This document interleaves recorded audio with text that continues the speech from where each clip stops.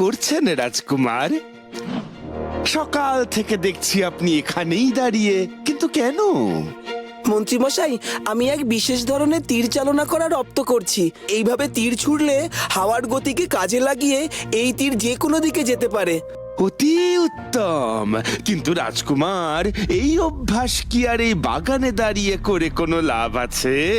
আপনার মতো বীর যদি এই অভ্যাস শিকারে গিয়ে ছুটন্ত পশুকে বধ করতে কাজে লাগাতো, তবে না বুঝতাম এই বিশেষ প্রশিক্ষণের কেরামতি। শিকার? কিন্তু আমার বাবা তো আমাকে শিকারে যেতেই দেয় না। বাবা বারংবার বলে শিকারে গিয়ে নিরীহ পশু হত্যা করায় কোনো বীরত্ব নেই। তাই যদি হবে রাজকুমার, তাহলে যুগ যুগ ধরে রাজপুরুষেরা শিকারকেই কেন নিজেদের শখ এবং লক্ষ্য বানিয়েছে বলুন? মহারাজ, ভুল এ কথা আমি বলছি না, কিন্তু মানুষের উপর না হোক, অন্তত জীবন্ত ভয়ানক পশুদের উপরেও যদি নিজের বীরত্বের নিদর্শন দেখানো না হয়, তাহলে লোকজন আপনাকে যথার্থ বীর বলে মানবেই বা কেন? এ কথা আপনি ঠিকই বলেছেন মন্ত্রীমশাই। রাজপুরুষদের শিকারে যাওয়ার অর্থ নিজের বীরত্বের পরিচয় দেওয়া। জঙ্গলে হিংস্র চিতা বা অন্য কোনো পশুকে মারার মধ্যে যে বীরত্ব আছে, যে রোমাঞ্চ আছে, তা এই বাগানে স্থির বস্তুর ওপর লক্ষ্য স্থির করে একেবারেই পাওয়া যায় না। সেই জন্যই তো বলছি, মহারাজকে রাজি করান যাতে তিনি আপনাকে শিকারে যেতে দেন। বাদ বাকি সব ব্যবস্থা আমি করে দেব, আপনাকে কিচ্ছু চিন্তা করতে হবে না। কিন্তু বাবা কি আমাকে শিকারে ছাড়তে রাজি হবেন? আপনার বাবা আপনার কথা, আপনার শখ পূরণ করতে মত দেবেন না তা কি হয়? সেরকম ভাবে বাবাকে রাজি করাতে পারলেই দেখবেন মহারাজ রাজি হয়ে গেছেন।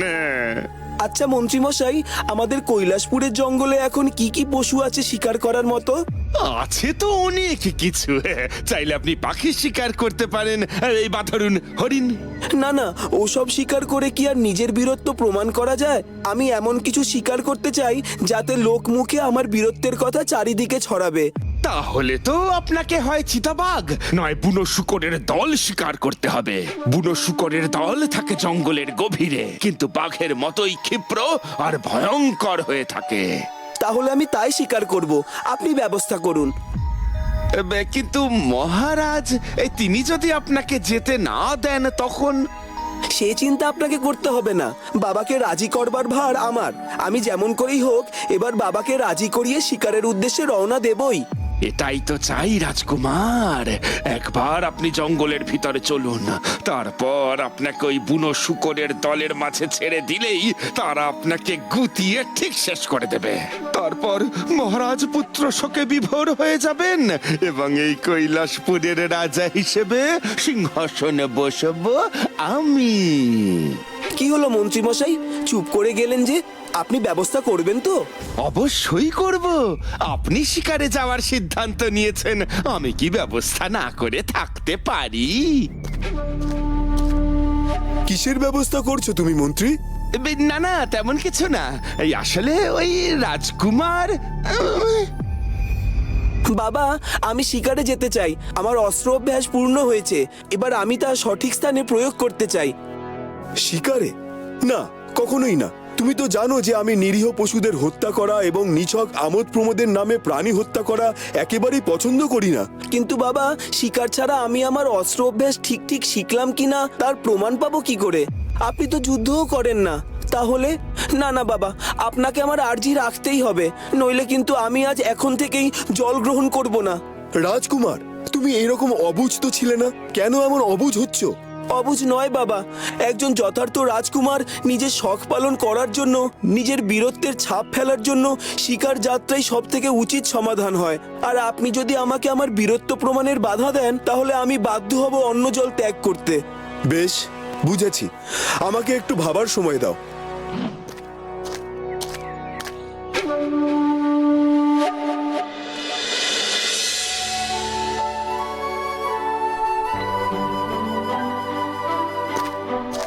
কি ব্যাপার মহারাজ, হঠাৎ আমাদের এত জরুরি তলব? ভোলা, তুই এসেছিস বাবা। এখন তুই আমাকে এই বিপদের হাত থেকে রক্ষা করতে পারবি। বিপদ? কৈলাসপুরের ওপর আবার কোনো বিপদ ঘনিয়ে এসেছে নাকি? তবে এবার যেচে বিপদকে আমার গলায় ঝোলাতে চলেছি। আপনার কথার অর্থ তো আমি কিছুই বুঝতে পারছি না। আমাদের রাজকুমার বায়না ধরেছে নিজের বীরত্ব প্রমাণ করতে সে জঙ্গলে যাবে শিকার করতে। আমাদের জঙ্গল এমনিতেই নিরাপদ হলেও এখন শুনেছি সেই নতুন আসা বুনো শুয়োরের দলটি নাকি খুব সাংঘাতিক। তাই রাজকুমারের শিকারে যাওয়া নিয়ে আমি আপত্তি তুলেছি, কিন্তু সে কিছুতেই মানতে চাইছে না। কিন্তু আপনি তো এতকাল নিরীহ পশুদের হত্যা করার বিরুদ্ধে ছিলেন মহারাজ। আজও তাই আছি, কিন্তু রাজকুমার যে রকম ভাবে জেদ ধরে বসে আছে তাতে তো মনে হচ্ছে। এর মধ্যে আমরা কি করব আপনি আমাকে দয়া করে বলবেন? আমি চাই তুই আমার ছেলের সঙ্গে শিকারে যা। ওই বুনো শুয়োরের দলের কবলে পড়লে আমার স্থির বিশ্বাস রাজকুমার কেন আমার সৈন্যরাও ওদের সামলাতে পারবে না। ওরা খুব সাংঘাতিক, জ্যান্ত পশু চিবিয়ে খায়। ওদের সামনে আমি আমার পুত্রকে একা ছাড়তে কিছুতেই সাহস পাচ্ছি না। বেশ, আমি অবশ্যই যাব, কিন্তু আমি নিজে হাতে কোনো নিরীহ পশুকে হত্যা করব না। তাই হবে বাবা, কিন্তু তবু তুই সঙ্গে যা। পশু হত্যা না করিস, ওই হিংস্র পশুদের হাত থেকে তুই দরকার হলে আমার ছেলেকে রক্ষা তো করতে পারবি। আপনি কোনো চিন্তা করবেন না মহারাজ, আমি রাজকুমারের কোনো ক্ষতি হতে দেব না। হ্যাঁ মহারাজ, আর শুধু ভোলা কেন, আমরাও যাব সঙ্গে। দরকার হলে কোনো বিপদ এলে আমরা সবাই একসঙ্গে কাঁধে কাঁধ মিলিয়ে মুখোমুখি হব ওই বিপদের। তোদের কথা শুনে সাহস পেলাম বাবা। তাহলে কাল প্রভাতেই আমি তোদের আর রাজকুমারের যাত্রার ব্যবস্থা করছি। যথা আজ্ঞা, আমরা সঠিক সময় প্রস্তুত থাকব।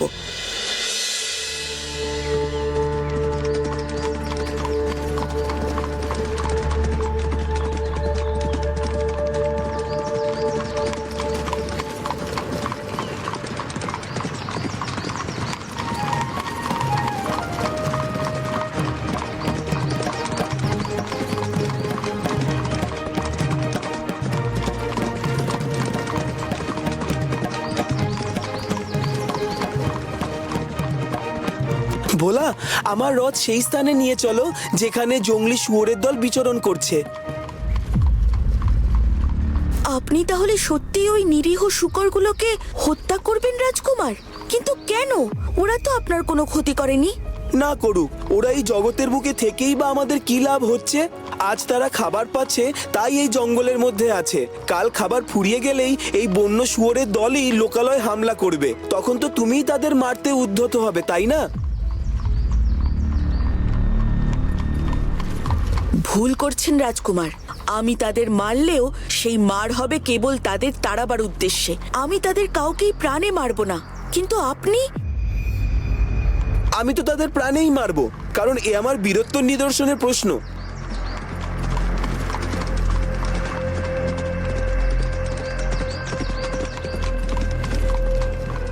আপনার পিতা মানে আমাদের মহারাজ কিন্তু কোনোদিনই নিরীহ পশুদের হত্যা করেন না রাজকুমার। তাই বলে কি তিনি বীর নন বলে আপনার মনে হয়? আমার পিতা তার যা সঠিক মনে হয় তাই করেন, কিন্তু আমার মনে রাজপুরুষ হয়ে শিকার করা এবং শিকারে বন্য পশুদের হত্যা করাই সবচাইতে বীরত্বের কাজ। সত্যি কি তাই রাজকুমার? আর প্রজাবৎসল হওয়া, সর্বদা বিপদে নিজ রাজ্যকে এবং প্রজাদের রক্ষা করায় কি কোনো বীরত্ব নেই? আমি যে সেই কাজে কতটা সক্ষম তার প্রমাণ স্বরূপই তো সবাইকে দেখাতে হবে আমার বীরত্ব কতখানি। আর সেই জন্যই এই পশুদের হত্যা করা আবশ্যক।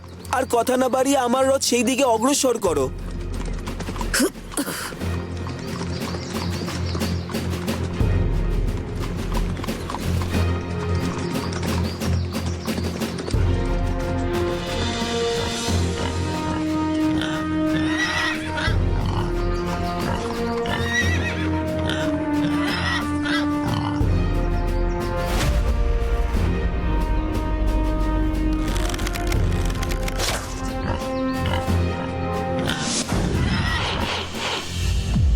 ওদের পেছনে ধাওয়া করো ভোলা।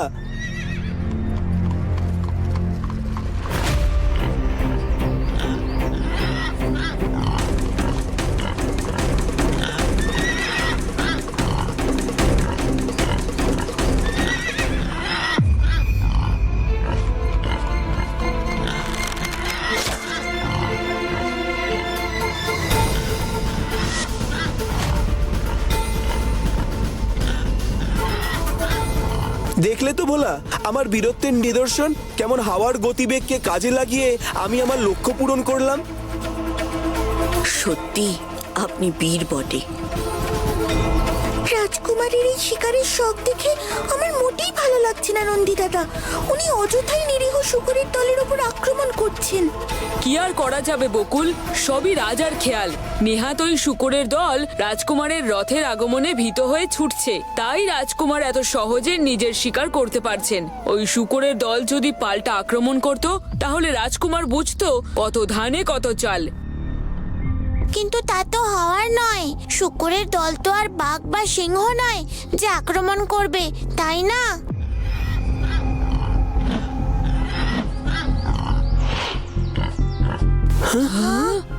হে কি, তীরের আঘাতেও এই শূকরগুলি মরল না কেন? তাই তো আমিও ভাবছি ভোলা, কিন্তু চিন্তা করো না, আমি আবার ওদের তীরবিদ্ধ করব।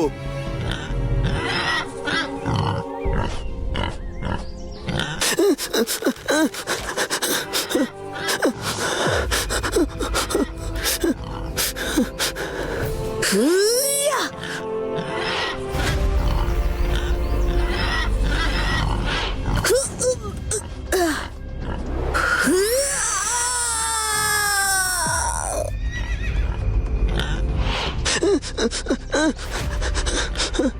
ভোলা, আমাকে বাঁচাও ভোলা, ভোলা, ভোলা, আমাকে বাঁচাও ভোলা।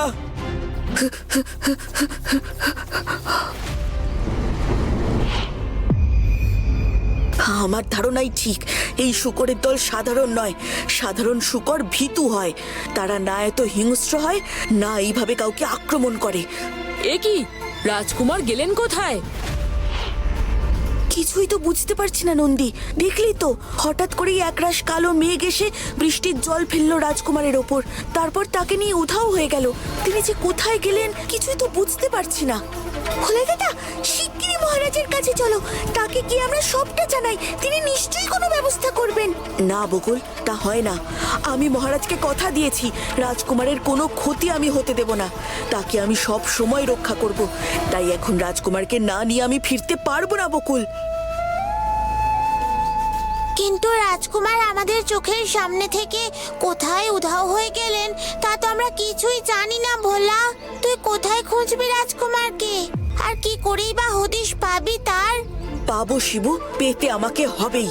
এই জঙ্গলের মধ্যে থেকে যখন রাজকুমারকে উধাও করা হয়েছে, তখন আমার মন বলছে এই জঙ্গলের মধ্যেই আমি হদিশ পাবো কোথায় আছেন রাজকুমার।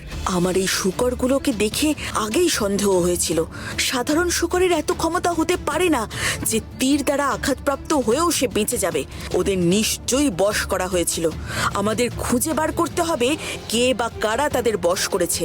আমার বিশ্বাস সে সন্ধান পেলেই আমি জানতে পারবো রাজকুমারকে কে অপহরণ করলো। তোরা রাজামশাইয়ের কাছে গিয়ে সবটা বল, আমি আসছি। তুই একা যাবি ভোলা? হ্যাঁ নন্দী, কারণ এই লড়াই আমার একার, তাই আমাকেই লড়তে হবে। তুই যা।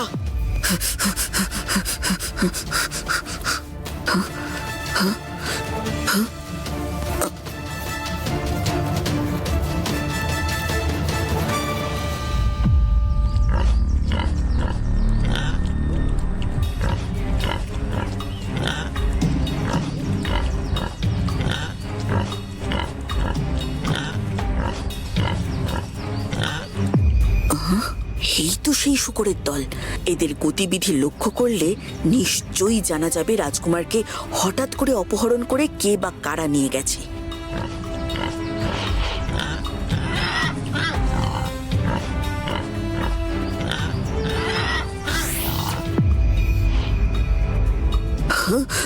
হে কি, এই জলে এই রাক্ষসী রানীর প্রতিচ্ছবি কেন? তবে কি এই জল খেয়েই শূকরের দল তার বশ হয়েছে? কিন্তু কে এই রাক্ষসী? তুমি ওকে চিনবে না বন্ধু?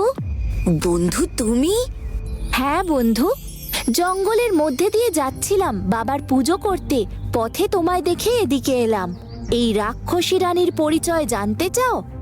হ্যাঁ, আমাদের রাজ্যের রাজকুমার হঠাৎ করেই আমার চোখের সামনে থেকে উধাও হয়ে গেলেন। তিনি যে এখন কোথায় কি অবস্থায় আছেন কিছুই জানি না।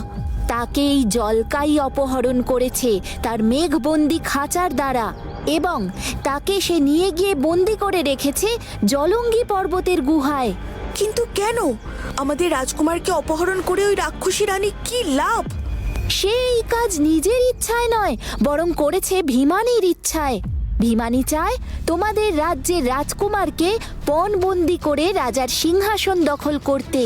এই কারণেই সে এই কাজ করেছে। বুঝেছি, তার মানে এই সব কিছুর পেছনে রয়েছে ওই ভীমানির হাত। একেবারেই তাই। ভীমানির বুদ্ধিতেই জলকা এই কাজ করেছে। তাহলে আমাকে এক্ষুনি ওই জলঙ্গি পর্বতের গুহায় গিয়ে রাজকুমারকে উদ্ধার করতে হবে। তাকে রক্ষা করার দায়িত্ব যে আমার। যাচ্ছ যাও, কিন্তু জলকাকে হত্যা করার ক্ষমতা তোমার নেই। মানে সে কি অমর? না, তা না, তবে তার জন্ম জল থেকে। তার দেহের প্রতিটা অংশই তৈরি হয়েছে জলের দ্বারা। আর জলকে কি ধ্বংস করা বা শেষ করা যায়? সর্বনাশ! তাহলে আমি এই জলকার হাত থেকে রাজকুমারকে রক্ষা করব কি করে? এটা তোমার সঙ্গে রাখো ভোলা। এই শিশি তোমার কাজে আসবে। বেশ, তবে এখন আমি যাই বন্ধু, পরে আবার দেখা হবে।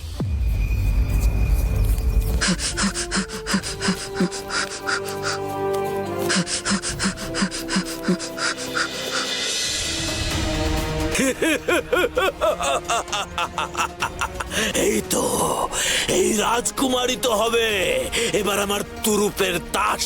এই রাজকুমারকে শিখণ্ডী করেই আমি এবার কৈলাসপুরের সিংহাসনে বসবো। হ্যাঁ বিমানি, সেই কারণেই তো এই রাজকুমারকে আমার ধরে আনা, কৈলাসপুরের সিংহাসন দখল করা, তাও বিনা যুদ্ধে। আমি তাই এই রাজকুমারকে ধরে এনেছি। এবার রাজা বাধ্য হবে আপনাকে নিজের সিংহাসন প্রদান করতে। আমি জানতাম, হ্যাঁ জানতাম, জল খাওয়ানোর মাধ্যমে তোমার এই জঙ্গলি পশুদের বশ করার ক্ষমতা কাজে আসবেই। তোমার ডেরা এসে আমি যে এমন এক জিনিস উপহার পাবো তা তো আমি কল্পনাই করিনি। আমি একবার সিংহাসনে বসলে ওই কৈলাসপুরের জঙ্গল হবে তোমার, সব জলাশয়ে পড়বে তোমার ছোঁয়া। কিন্তু ভোলা, ওই ভোলা কিছু টের পায়নি তো? আপনি নিশ্চিন্তে থাকুন বিমানি, ওই ভোলার সঙ্গে আমার সাক্ষাৎ পর্যন্ত হয়নি। ওর চোখের সামনে থেকে আমার মেঘবন্দি খাঁচার মাধ্যমে এই রাজকুমারকে আমি এমন ভাবে অপহরণ করে এনেছি যে ওই ভোলা হয়তো এখনো ভেবে উঠতে পারছে না কোথা থেকে কি হলো।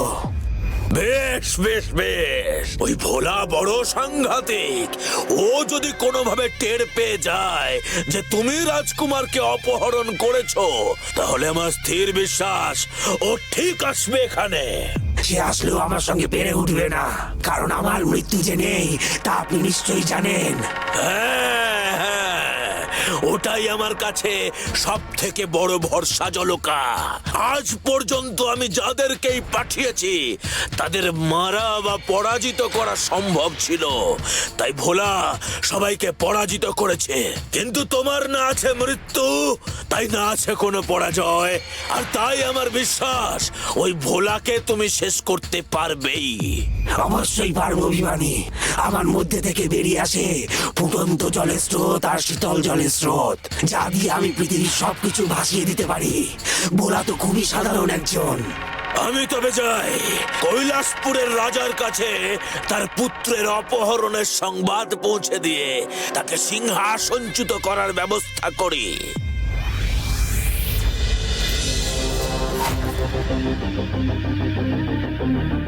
এই সেই জলঙ্গি পর্বত।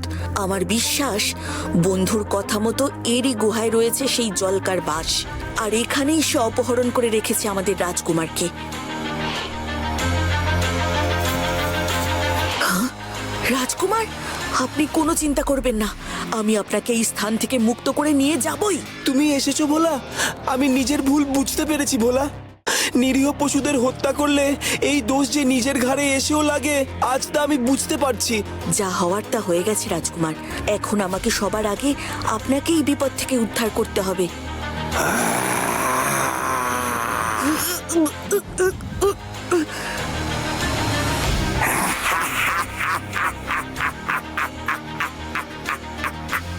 কি ভেবেছিস এত সহজে তুই আমার হাত থেকে পার পেয়ে যাবি ভোলা? আমি জলকা।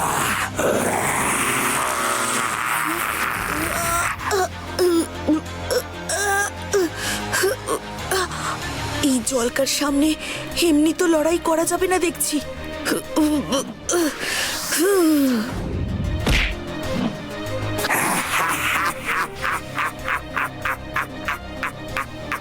আমার মৃত্যু নেই বলা, আমাকে কেউ মারতে পারবে না, কেউ না।